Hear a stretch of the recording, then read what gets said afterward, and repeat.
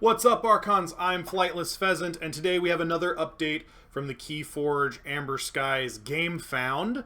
Sorry I didn't post this sooner. Normally I got really quick turnarounds on these, but I was busy and couldn't get to it until now. So I'm going to go ahead and go through this article. I peeked at it, but I haven't actually read it. So let's go through it together and see what we can find. It says, Across the Amber Skies. Amber Skies introduces some exciting new ways to make every deck even more unique. Keyforge Amber Skies will be the game's 8th major set and will release to retail stores this fall. With each new set, we look to add some new features to the game in an effort to make the game keep the game feeling fresh. Amber Skies is no different. Let's take a closer look at some of these exciting new features you will get to experience in this set. Let's do that. House Skyborn.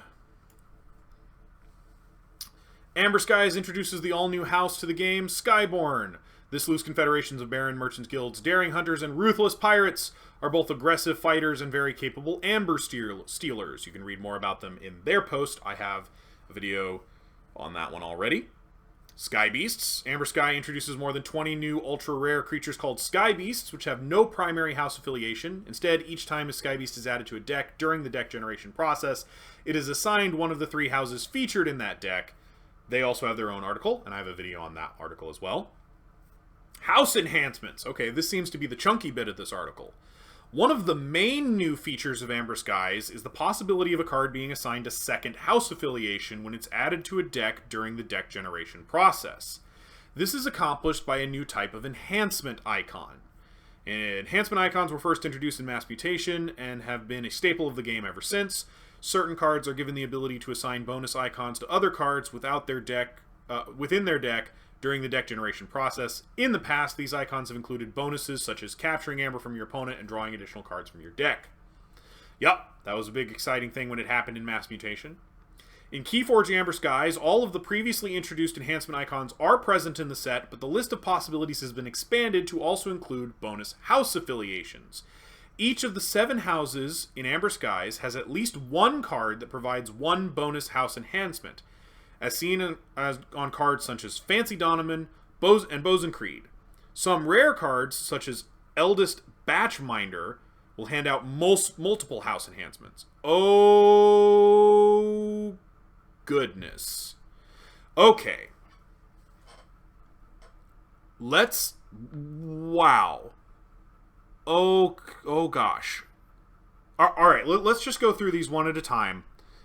We'll break them down and we'll take a look. So Fancy Donovan is a 4-power goblin recruiter with a Brobnar enhancement pip that says Scrap, ready in fight with a non-Brobnar creature. First of all, Scrap is back. Very excited. I had a feeling Scrap was going to be a mechanic that stuck around because it's just so versatile and so easy. So I'm happy about that. Second of all, Fancy Donovan's a common, which feels really strong. I did not expect the enhancement pips to end up on commons and uncommons. This mechanic is going to be way more prominent than I was expecting, and now I'm kind of concerned because I was always worried about how much efficiency multiplication you could get from decks having several enhancement pips, house enhancement pips. This is a force multiplier and a half, so I'm really nervous. I guess it kind of explains why the power level of all the creatures and effects we've seen so far have been so moderate, because they're just going to ramp up the efficiency through the ceiling, I guess. Okay, let's go through the rest of them. I don't mean to get sidetracked, but like, geez, Louise, I'm really nervous. Okay, Bosun Creed, 3-power Halyard recruiter who enhances into Skyborn and has Scrap, move a creature to a flank of its controller's battle line. More of that positioning control that they said the Skyborn were going to be good at. And he's also a common. Oh my goodness. What did they say? We'll have at least one that provides one house enhancement. Some rare cards will hand out multiple house enhancements. Wow. Like, wow. Alright, let's look at this multiple enhancement guy. Eldest Batchminder. 3 power Elder Recruiter. Oh, that's interesting. We've never gotten the Elder creature type on Martians before. And he doesn't have the Martian creature type. It's just Elder. That's interesting. He enhances twice into Mars. At the end of your turn, give each other Mars creature 2+1 power counters. Whoa! That's nuts. I mean, at least he's a rare, but that's the second Mars card we've seen that enhances into Mars. Both rare, thank goodness, but like, wow.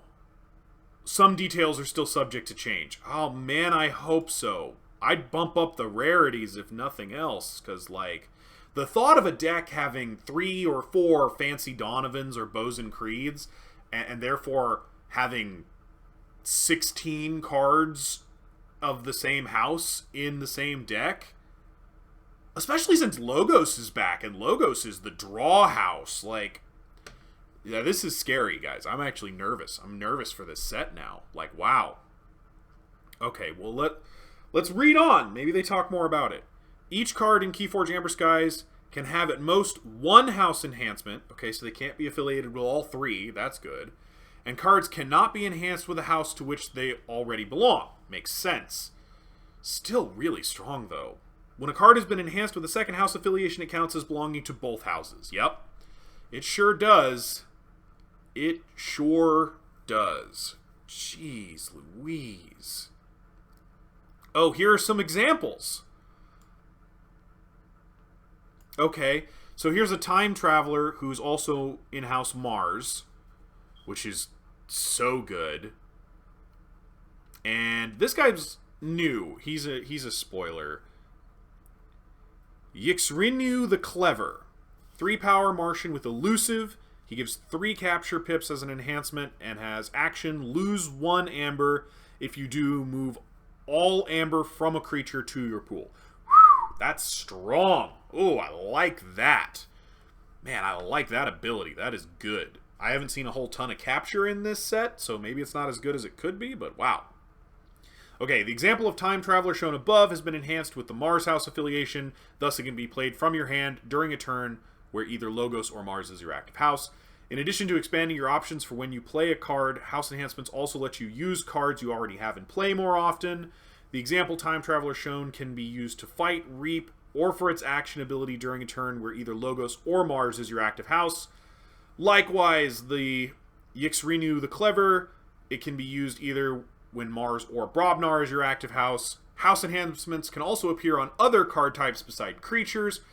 For example, take a look at this copy of the Brobnar Artifact Broken Axe Outpost, which has been enhanced with the Skyborn House affiliation. Yeah, there it is. Okay. That one also has a draw pip, which is not to be discounted. It also looks like the House Enhancement pips are going to go above any normal Amber pips, which is a good choice because it puts it right next to the house icon. Make it a little easier to remember. When a card has been enhanced with an additional house affiliation, its additional house always appears as the first bonus icon on the card. See, I was just talking about that. Directly below the card's main house icon. If the enhanced card has 1 or more Amber bonus icons on it by default, those icons are pushed down to make room for the second house icon, which is the case for the Broken Axe Outpost example. Note further that this example card also has been enhanced a second time with a bonus draw icon. Yeah, and that goes below the Amber pips like normal. Okay. An adaptive card. House Enhancements and Sky Beasts can appear in any house. House Enhancements and Sky Beasts that can appear in any house are 2 things that make the Amber Skies card pool less rigidly defined than they were in Keyforge sets of the past. Thanks to the new enhancements, many Keyforge Amber Skies decks will feature more than 12 cards from a single house. Yeah, I'm noticing that. When combined with the concept of legacy cards, a rare occurrence where a card from the past that is not part of a regular set is added to a deck, and the possibility of Maverick cards, another rare event where a card switches houses affiliations when added to a deck, Amber Skies has the potential to generate the most unique Keyforge decks ever seen in a major set. Absolutely. It's crazy. Yeah, between Legacies, Mavericks, and House Enhancements, this set's going to be wild. Which I guess is why the power level so far has seemed pretty moderate, but like, Okay. Reliving the past in new ways. There are many cards from Keyforge sets that revolve around house choice or house affiliation, and many of them are being reprinted in Amber Skies. Such cards as Trade Secrets, Veil of Ectoplasm, and Arise can provide greater efficiency and often fascinating new results in decks that have cards that belong to more than one house.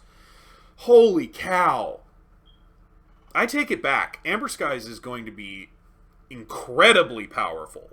Even if you keep out some of the more ridiculous effects, like just doubling and tripling down on multiple house affiliations. I was worried that this was going to be too prominent. Now it looks like it's going to be crazy prominent. Whew, I am nervous. Nervous. That's a lot of power. And I assume these cards are getting reprinted, which is nice. All of these are good cards. Good to see them all again. Oy. Okay, last note is on spoiler season.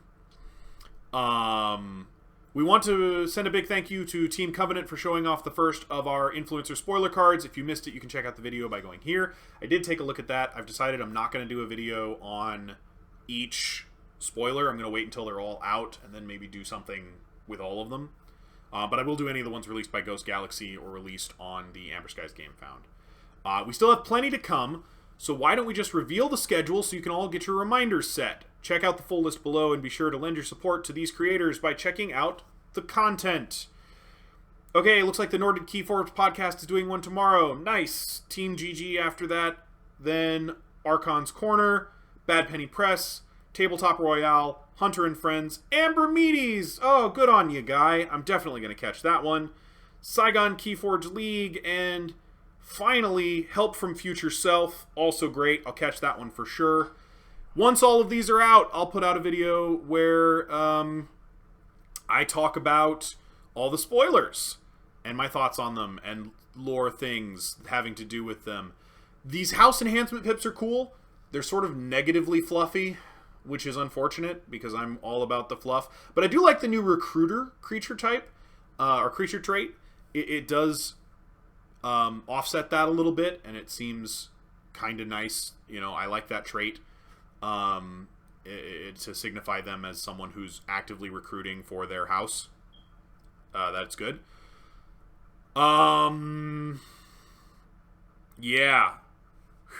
I mean, I'm still looking forward to this set big time, but I'm nervous. I feel like some people did when Scrap was announced. They were like, man, Scrap's just going to be super efficient, especially with Haunted to back it up. And I never really worried about it too much. I always thought it was going to be pretty much fine. But yeah, I'm worried about game balance if you've got houses with 16 cards in that house. And that still leaves you with 12 cards in another house and 12 or 13 or 14 cards, and it's just, I mean, maybe it'll be fine. Maybe I'm overthinking it, but like that level of efficiency does feel phenomenal. And a lot of these cards that do those enhancements double down on giving you more value out of those things. I don't know. I don't know, guys. This one's got me nervous a little bit. This is a way more common effect already than I was expecting it to be. Yeah. I don't know. Leave your thoughts down in the comments. What do you think about Enhance into House being a common effect? Are you worried that it's going to make it too easy to play too many things too quickly? Are you worried about house affiliation and house crossover? I mean, the fact that a card can't be in all three houses is at least something of a limitation. But yeah, especially with reprints that have to do with that, yeah, especially with reprints that have to do with house affiliation being really strong.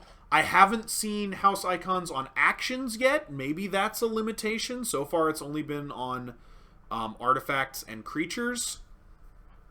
So maybe that's a limitation, because there are some actions out there that, like, really should... I don't know. Tell me what you think down in the comments, guys. I'm bugging a little bit, but maybe I'm off base. So tell me what you think down in the comments. Like, subscribe, hit the bell for more adventures with me and more lore stuff. I'm going to try to put out some more lore stuff. I got something that I wanted to do tomorrow, but I might end up not doing that because, let me take you over here, take a quick peek. We are really, really, really close to that first stretch goal. And if we hit that first stretch goal tomorrow, that's definitely what I'm doing tomorrow. And I will save some of my more specialized content for when we're not quite so inundated with updates. So, yeah, that's all I have for you today. So until next time, later, Archons.